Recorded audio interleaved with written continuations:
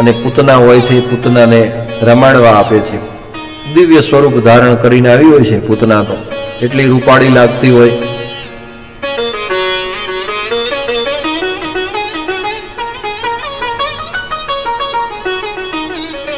ભગવાન આગળ જવું હોય ને તો જેવા છીએ ને એવા જવું પડે. આપણે જેવા નિર્મળ હોઈએ ને આપણું જેવું, કારણ કે ભગવાનને કેવા ભાવે, માણસો કેવા ભાવે. નિર્મલ જન સો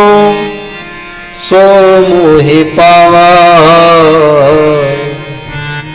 મોહે કપટ છલ और छिद्र न भावा. ભગવાન પાસે જાઓ એટલે નિર્મળ મન રાખી અને જવું પડે. છલ કપટ આ બધું ભગવાનને ભાવે નહીં. છલ કપટ શું છે કે આપણે બહાર કંઈક અલગ દેખાતા હોઈએ, બહાર બહુ અલગ લાગતા હોઈએ, આમ બધા વાહ વાહ વાહ વાહ કરતા હોય, એનું બધું સારું લાગતું હોય.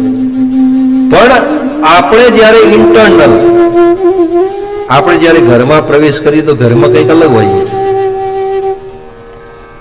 બહાર સમાજ માટે કંઈક અલગ છીએ અને વાસ્તવિક જીવનમાં આપણે કંઈક અલગ છીએ. તો એ જે બે વચ્ચેનો તમારો જે ભેદ પડે ને એ જ કપટ છે. હંમેશા નિર્મળ મન થઈ અને રહેવું. જેવા તમે અંદર છો એવા જ બહાર, અને બહાર છો એવા જ અંદર. પણ જો તમે ભેદવૃત્તિ રાખી અને ભગવાનની ભક્તિ કરવા જાઓ, એ ભગવાનને ભાવતો નથી. પૂતના હમણાં ભયંકર રૂપ ધારણ કરીને જ ભગવાનને મારવા હણવા આવી હોય તો ભગવાનને કઈ વાંધો નતો, પણ અહીંયા તો દિવ્ય રૂપ ધારણ કરી અને આમ આવી છે. અને એ જે કપટ જે છે એ કપટ ભગવાનને કોઈ દિવસ પસંદ નથી આવતું. ભગવાન જોડે જવું હોય, ભગવાનની ભક્તિ પ્રાપ્ત કરવી હોય તો નિર્મળ મન રાખી અને ભગવાનની ભક્તિ કરો. જેવા છો તેવા.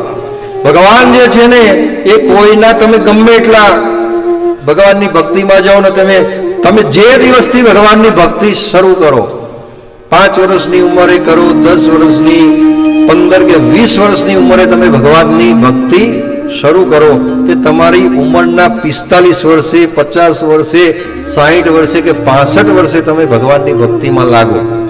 પણ જ્યારથી તમે ભગવાનની ભક્તિમાં લાગો છો ત્યારે તમારું મન છે ને નિર્મળ કરી દેવું અને સ્વીકારી લેવાનું કે ભગવાન જો મારામાં કામ છે, ક્રોધ છે, લોભ છે, મોહ છે, આ બધું છે, પણ જે છે આપ્યું તો તમે જ છે ને. જેવો છો એવો તમારો છું, જેવો છું એવી તમારી છું, તમે મને સ્વીકારી.